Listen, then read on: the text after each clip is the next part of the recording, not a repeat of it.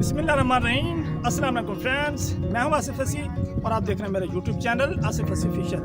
तो फ्रेंड्स, जैसे कि आप देख रहे हैं कि आज मैं भट्ठे के ऊपर मौजूद हूं और यहाँ जो है हमारे मजदूर भाई जो है भट्ठे के ऊपर काम कर रहे हैं।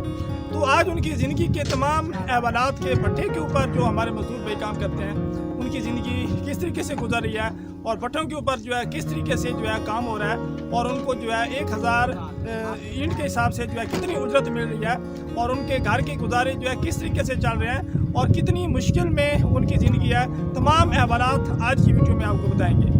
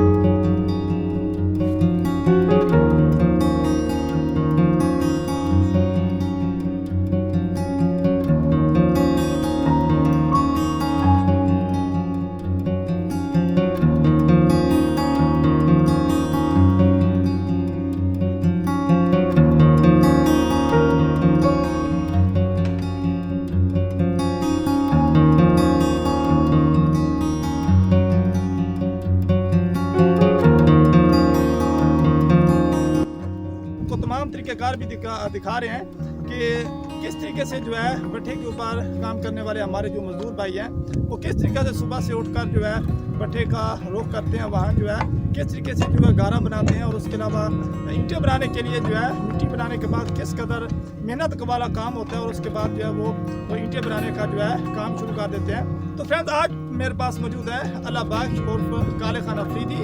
तो उनकी ज़िंदगी के तमाम अहवाल के वो अपनी ज़िंदगी किस तरीके से गुजारे हैं भट्ठे के ऊपर काम करते हुए, किन मुश्किलात का उनको सामना है और उनका हम इंटरव्यू आपको कराने जा रहे हैं ताकि आपको मालूम हो सके कि जो हमारे भाई जो है भट्ठों के ऊपर काम कर रहे हैं उनकी ज़िंदगी कितनी मुश्किल से गुजर रही है। अस्सलाम वालेकुम। वालेकुम सलाम। जी, क्या नाम है आपका? पूरा नाम क्या है? मेरा नाम अल्लाह बख्श और काले खान अफरीदी से जानते हैं। कैसे ज़िंदगी गुजर रही है आपकी? मैं का काम करते हैं, 1000 ईंट बनाते हैं जी। सारी दिहाड़ी में। अच्छा, एक दिन में 1000 ईंट बनाते हैं तो कितने पैसे मिलते हैं आपको? 1000 ईंट का 1000 रुपये। 1000 रुपये मिलता है तो गुजारा हो जाता है आपका? नहीं, बड़ा मुश्किल से होता है। अच्छा, कितने बच्चे हैं आपके? 4 बच्चे हैं। 4 बच्चे हैं। अच्छा, तो 1000 रुपये आप दिहाड़ी कमा रहे हैं तो कितनी दूर से आते हैं? कितना पेट्रोल लग जाता है आपको जब भट्ठे के ऊपर हम चक नंबर 204 से आते हैं, इधर से 1 लीटर जल जाता है पेट्रोल रोजाना का। अच्छा। 1 लीटर पूरा जलता है। 1 लीटर पेट्रोल लग जाता है आपका, तो 330 रुपये तो आपके ये चले जाते हैं। 1000 रुपये आप अकेले भट्ठे के ऊपर काम करते हैं या कोई और भी काम करते हैं आपके साथ? हाँ, मैं और मेरी बेगम साथ करती हैं। अच्छा, आप और आपकी बीवी दोनों यहाँ काम करते हैं और दोनों जो है 1000 ईंटें निकालते हैं आप भट्ठे के ऊपर? हाँ, 1000 ईंट निकालते हैं। अच्छा, तो इस हिसाब से जो है आप 1000 रुपया रोज़ाना का कमा रहे हैं तो तकरीबन 330 रुपये लीटर पेट्रोल हो गया है। बाकी 700 रुपये बच्चे हैं आपके, तो किस तरीके से गुजारा कर लेते हैं आप 700 रुपये में?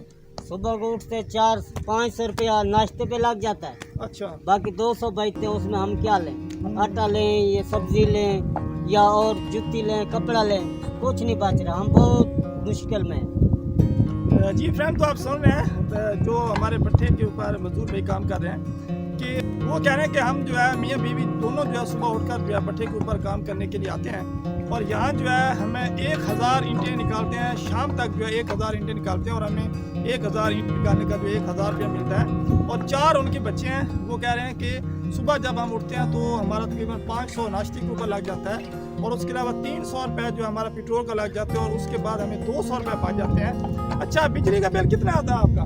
बिजली का बिल 8000 रुपये। पहले 2000 आता था, 3000 आता था, 6000, अब 8000।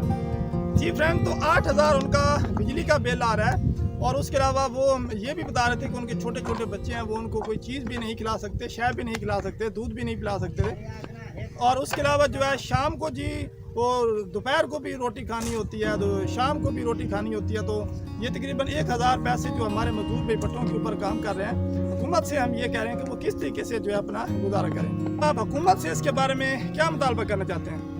हुकूमत से बारे मुताबिक मैं ये करना चाहता हूँ, जो भट्ठों पे काम करते हैं उन्हें खुसूसी जनाब रीफ दिया जाए। 1000 ईंट का निकालते हैं और 300 रुपये का पेट्रोल जल जाता है और 500 रुपये का नाश्ता, और 200 रुपये में हम क्या लें, और 200 रुपये चाय पिए, रोटी खाएं, सब्जी लें या घियो लें, और इस ये बिजली का बिल भरें और कोई जूती कपड़ा लें और क्या चीज़ लें।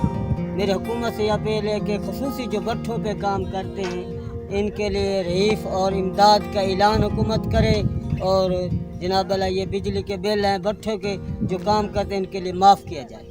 यहाँ भट्ठे के ऊपर जो हमारे मजदूर भाई काम कर रहे हैं उनके जो है 3 अहम मुतालबे हैं। पहले नंबर के ऊपर उनका मुतालबा ये है कि उनके जो बिजली के बिल हैं वो माफ़ किए जाएँ, और दूसरे नंबर के ऊपर जो उनको सबसे ज़्यादा मसला पेश आ रहा है वो है कि उनको उजरत जो है यहाँ बिल्कुल कम मिल रही है, जिसकी वजह से जो है उनका गुजारा सही तरीके से नहीं हो रहा।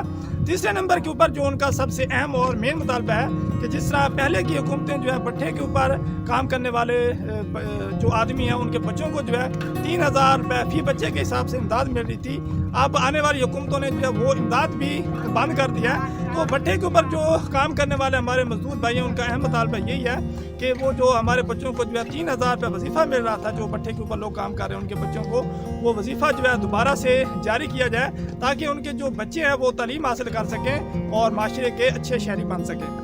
मेरा कोई रिक्वेस्ट है कि जेडे भट्ठे वाले मजदूर काम करेंगे, एक तो आपका मकान क्या बनावें, वो एक चुल्हाना भी आपका नहीं बना सकते। हुकूमत के तरफ के 5-5 मरलें का प्लाट दिते वञनि, उत्थे कॉलोनी बनाई वञे गवर्नमेंट के खर्चे से,